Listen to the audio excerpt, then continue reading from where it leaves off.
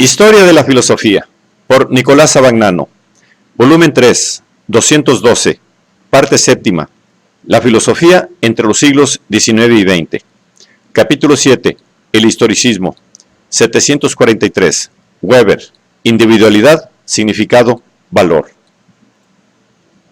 Con el año 1936, esto es, con la publicación del nacimiento del historicismo de Meinecke, se puede considerar cerrado el ciclo histórico del historicismo alemán, considerado como una corriente o una manifestación de la filosofía contemporánea. Pero la influencia de este historicismo sobre la sociología, sobre la ética y en general, sobre todo el dominio de las llamadas ciencias del espíritu, continúa también después de aquella fecha, y continúa sobre todo a través de la obra de Weber, razón por la cual la examinamos aquí en último lugar, por más que sea cronológicamente anterior a la de algunos de los filósofos ya estudiados. Max Weber, 1864-1920, fue historiador, economista y político.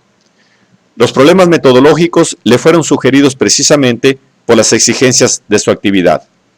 Sus escritos fundamentales son los siguientes: sobre la historia de las sociedades mercantiles en la Edad Media, 1889, la historia agraria romana en su significado para el derecho público y privado, 1891, las relaciones de los trabajadores de la tierra en Alemania Oriental, 1892, la ética protestante y el espíritu del capitalismo, 1904-1905, las sectas protestantes y el espíritu del capitalismo, 1906, las relaciones agrarias en la antigüedad, 1909, economía y sociedad, póstuma, 1922.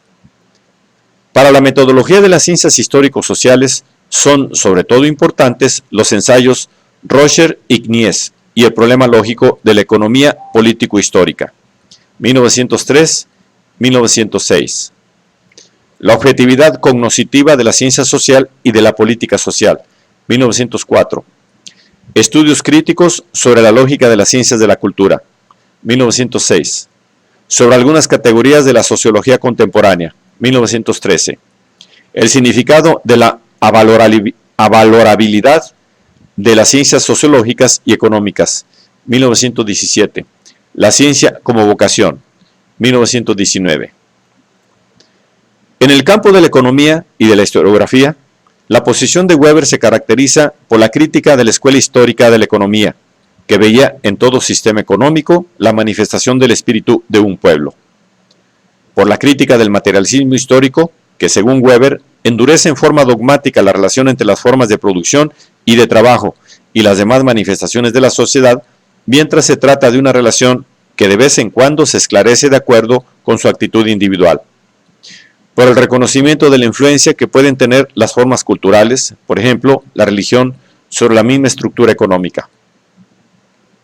Ilustración de este último punto es la obra sobre la ética protestante y el espíritu del capitalismo, en la que Weber muestra que el capitalismo moderno debe a la ética calvinista su fuerza propulsora, la investigación de la ganancia como fin en sí mismo, independientemente de la utilidad personal, y la conciencia del deber profesional como deber moral.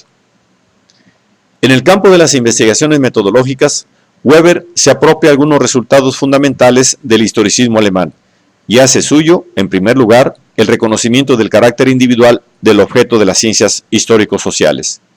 Y así afirma: punto de partida del interés de la ciencia social es, sin duda alguna, la configuración real y, por ende, individual de la vida social que nos rodea, considerada en su conexión, que es ciertamente universal, pero no por ello menos individualmente expresada, y en su proceder de otros estados sociales de cultura, a su vez evidentemente traducidos en forma individual. Pero la individualidad del objeto histórico es, para Weber, el resultado de la elección individualizante que está en el origen de la investigación histórico-social. La individualidad no pertenece a la sustancia ni a la estructura en sí del objeto, sino que es el resultado de la elección que la investigación hace del objeto mismo, aislándolo de un conjunto de otros objetos sensibles considerados relativamente insignificantes. Ahora bien, lo que da significado a un objeto y lo individualiza, proponiéndolo como tema de investigación, es el valor que se le reconoce. Weber acepta aquí la tesis de Rickert, según la cual lo que constituye la historicidad de un objeto es su relación con un valor. Pero corrige esta tesis afirmando que la relación entre objeto y valor es, a su vez, puesta por el investigador. Es decir, no es, como quería Rickert, la conexión necesaria de un objeto determinado con un determinado valor trascendente. Esto implica la relatividad de los criterios de elección del conocimiento histórico y también la unilateralidad de la investigación histórica, que delimita de tanto en tanto, orientándose hacia uno u otro valor, su campo de investigación. Desde este punto de vista, cada disciplina constituye el propio objeto, orientando las elecciones que se verifican en su ámbito, según los valores que adopta como fundamento de sus intereses. Por lo cual, no las conexiones objetivas de las cosas, sino las conexiones conceptuales de los problemas forman la base de los campos de trabajo de las ciencias. Cuando se estudia con nuevos métodos un nuevo problema y se descubren de esta manera verdades que abren nuevos puntos de vista expresivos, entonces surge una ciencia. En consecuencia, el conocimiento histórico es asistemático en el sentido de que no puede desembocar en un sistema total definitivo de las ciencias de la cultura. Y la cultura misma no constituye un campo único de investigación, sino un conjunto de campos autónomos cuya coordinación depende del distinto desarrollo que experimenta cada uno de estos campos. Todo esto significa que el conocimiento de la realidad cultural es siempre un conocimiento desde un punto particular de vista. Sin las ideas de valor del investigador, dice Weber, no habría principio alguno para la elección de la materia ni reconocimiento alguno significativo de lo real en su individualidad.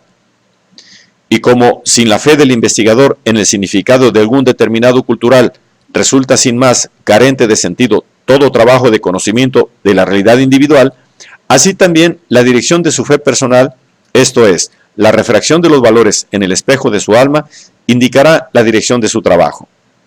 Por tanto, de la elección subjetiva de los valores depende la decisión sobre los objetos que están provistos de valor y, en consecuencia, sobre lo que es significativo o carente de significado, sobre lo que es importante o carente de importancia.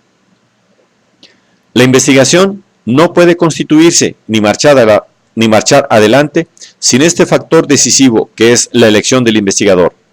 Pero, por otra parte, según Weber, este factor no hace subjetiva ni arbitraria toda la investigación, ni limita su validez al investigador que la ha instituido. En efecto, cualquiera que sea el valor que haya guiado el trabajo del investigador, los resultados de su investigación deben tener una validez objetiva, es decir, deben ser válidos para todos los que quieren la verdad, y pueden conseguir esta validez en virtud de la disciplina propia de la investigación, disciplina que, según Weber, es de naturaleza causal.